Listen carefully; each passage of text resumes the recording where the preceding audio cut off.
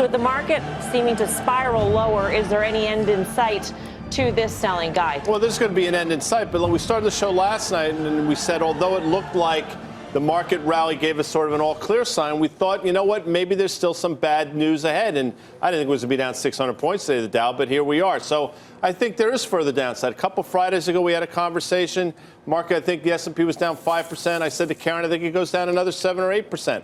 I'll stand by that. We're probably halfway there. That doesn't make this necessarily a bad thing. You're flushing out a lot of weak hands, and you're flushing out of a lot of stocks that, quite frankly, got ahead of themselves. Mike Wilson from Morgan Stanley pretty much saying the same thing. So now's the time you sort of hunker down. You look at stocks that you've wanted to buy for the last 5 years, but unable to because they've just gotten away from you. Now they're getting into ranges where maybe may make sense. The problem with that is, Guy, I appreciate the rational view on this, and I think we're probably going lower too, except for the fact that the velocity of this move is picking up steam. We're down 17% on semis in the month. We're down 14% on the transports. You got a dollar that's going higher. You've got macro data across Europe this morning and across the rest of the world that basically tells you it's getting a lot worse a lot faster. So the irony is here, after the bell, we've had some very good numbers, and we fell back on earnings, which are very strong in this country.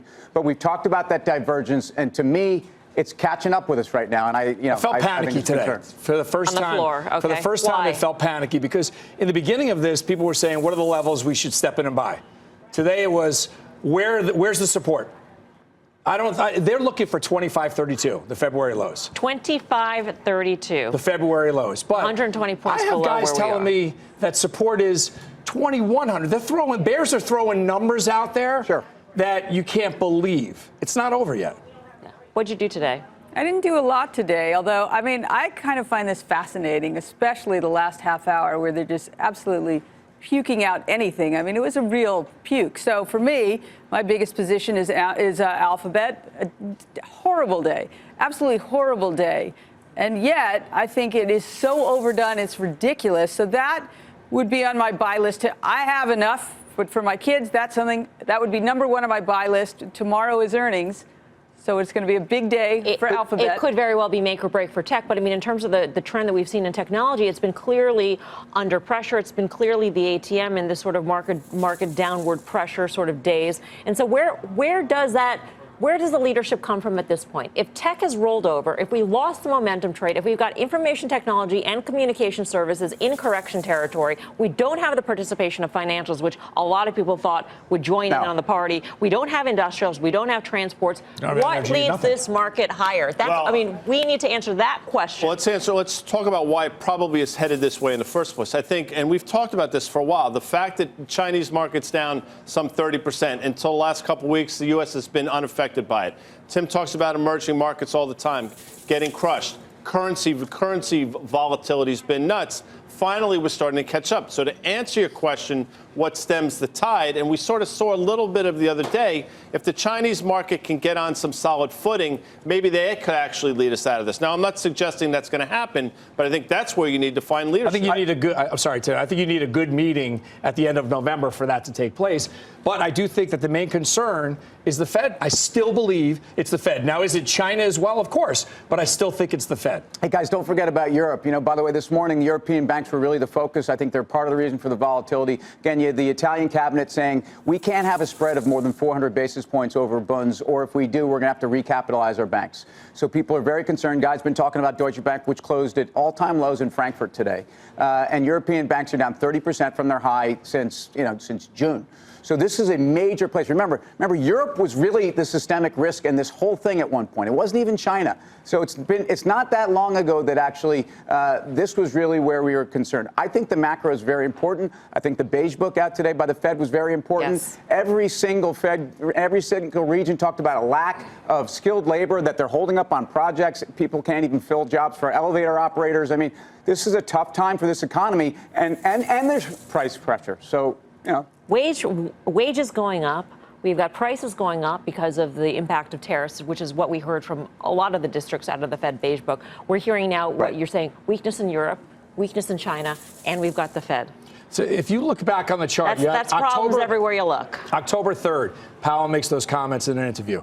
The market collapses. October 17th, the Fed minutes come out. So we traded up from the bottom about 4%. October 17th, you have those Fed minutes come out, we dissipate again and trade off again. So I get it, it's more than a couple things. The Fed's commentary has been fairly consistent throughout this. So what is different? Is what is different earnings season and what we're starting to hear from corporate America in terms of the impact of tariffs and what they're seeing in the economy or what they're not seeing, which is not causing them necessarily to raise their forecasts? I mean, what has changed in the past I think it's the commentary. I think it's the commentary. I disagree with Steve. I think the Fed, this has been known and out there for a long time. I think the trade thing is that's what the commentary is about. The commentary is about the trade situation and what that's doing to prices. And I think this is overdone.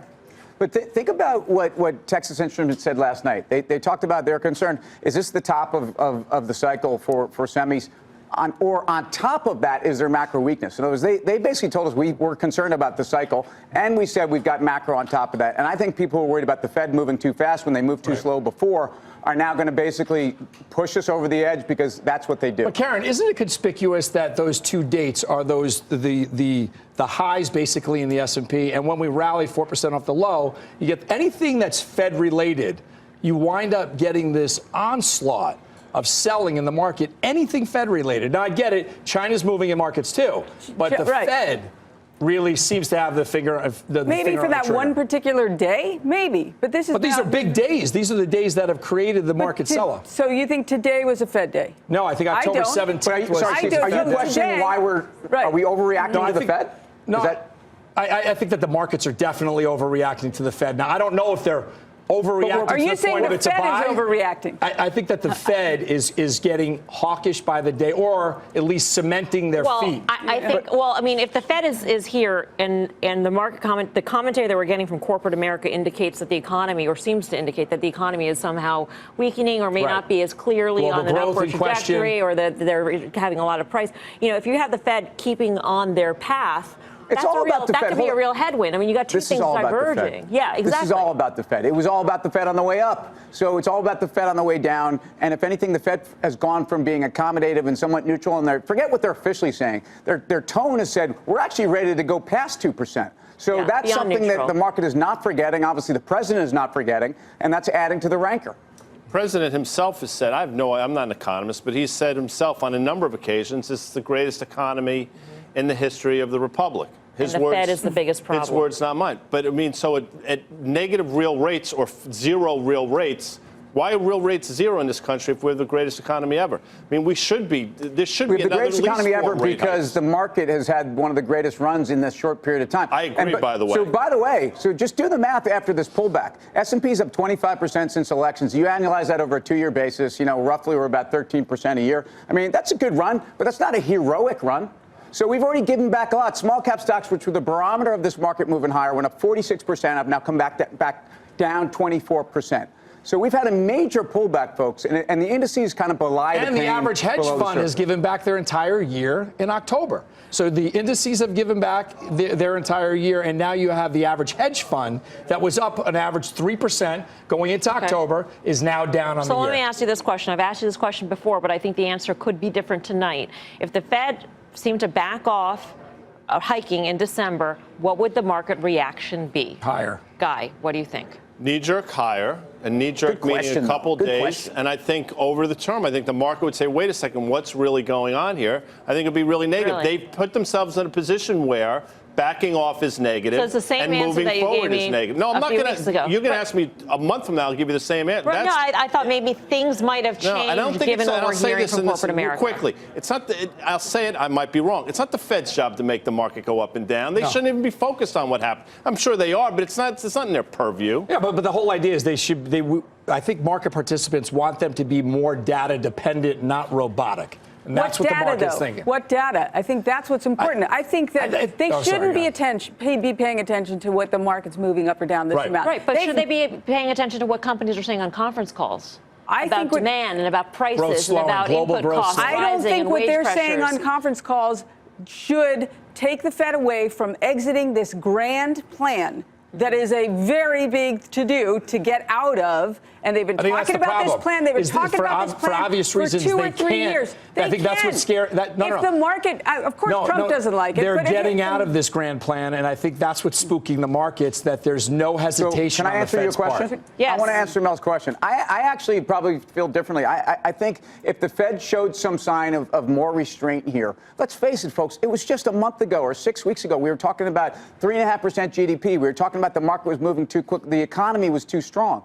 If the Fed actually tells you that they're going to back off a little bit, I think the market will understand where industrial production is in this country, where, in fact, earnings are, where, in fact, the labor force is, where consumption trends are right now, which are actually quite good. We're nowhere near a recession.